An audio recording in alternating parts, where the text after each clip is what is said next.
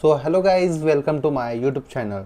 So in this video we will learn about Wi-Fi attack. So first let's understand exactly what is a Wi-Fi attack. A Wi-Fi attack happens when someone gets unauthorized access to a wireless network. The attacker doesn't just connect, they can monitor your internet traffic, steal your informations, or even manipulate your data. Most Wi-Fi attacks succeed because of three common mistakes: weak passwords, old encryptions like WEP, and poorly configured router. So we will discuss about types of the attack, Wi-Fi attack. Now let's look at the most common types of Wi-Fi attack that is the hackers use in real life. The first and very dangerous attack is evil twin attack. Here the attacker creates fake Wi-Fi hotspots with the same name as a real one. Users connect thinking it's very safe, but it's actually controlled by the attacker.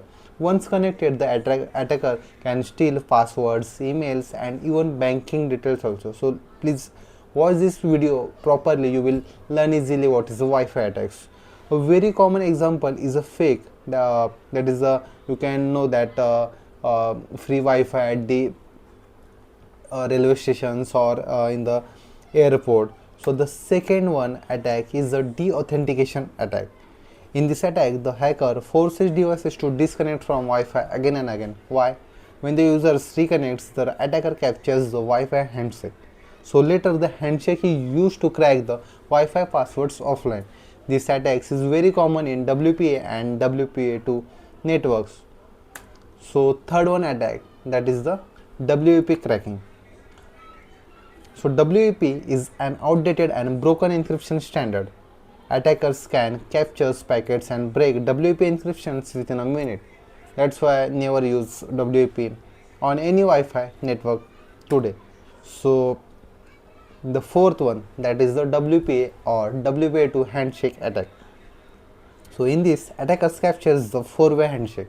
After that, they try to crack the passwords using dictionary attacks or brute force attacks. If your password is weak, the Wi-Fi will be compromised. Remember, weak passwords that is equal to compromised Wi-Fi.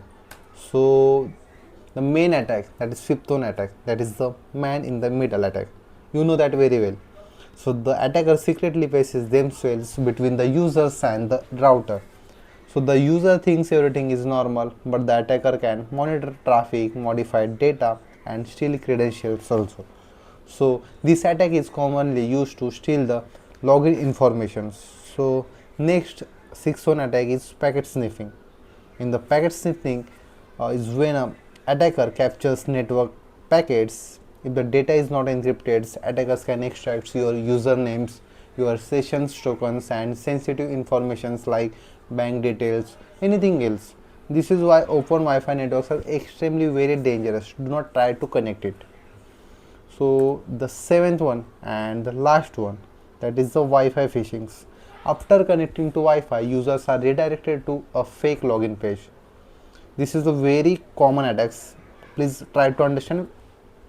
The page asks for email and passwords, and once you means when suppose you try to connect any SSID free Wi-Fi, you will redirect to the browser, and there you will get the prompt of the type your emails or usernames, email ID and password. So you think you will type your real email ID and real password. So suppose if you do not have the multi-factor authentications for your email, so easily hacker will be hack your email.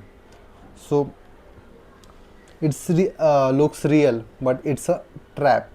Try to understand. These attacks show why Wi-Fi security is extremely important. In the next part, I will explain how to protect your Wi-Fi from this attack. So make sure you stay till the end and subscribe for more cybersecurity content. So guys, thank you for watching my video.